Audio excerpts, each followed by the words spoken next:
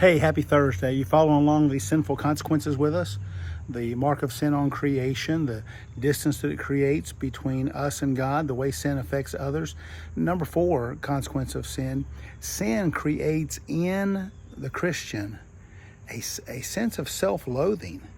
Now, I'm well aware that pride is a real problem everywhere. It's a problem in the body of Christ. It's a problem in the world at large. Most people think plenty of themselves. But follow along with me. When we sin, when we are separated from God because of our sin, when we recognize that we have yielded to sin yet again, after determining maybe in the past that we weren't going to at least sin in this particular manner anymore, it creates a sense of self-loathing. It creates a sense of, I can't believe I did that again. I can't believe I've confessed that. I've forsaken that.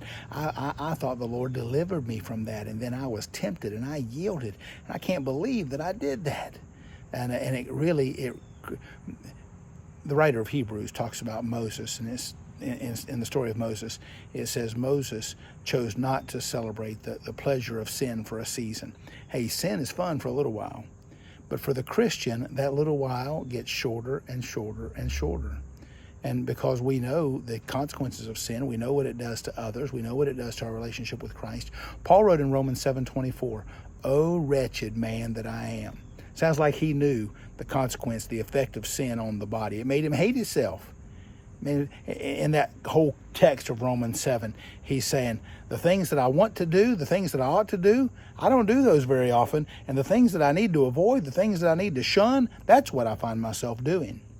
Sin will make you hate yourself. There are many people in sex addiction, in drug addiction, in alcohol addiction, in gambling addiction, and they keep on going back to this faithful friend that they have sought solace in time and time again, and every time it lets them down. Oh, it may be pleasurable for a season, but soon it creates a sense of self-hatred, because we know we're turning to something for satisfaction that can never satisfy us. Hey, sobering thoughts.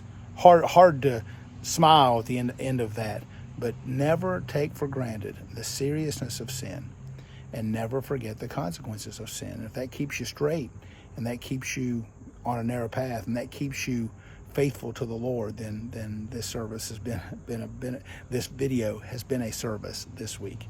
Hey, have a great Thursday. You take care, and God bless.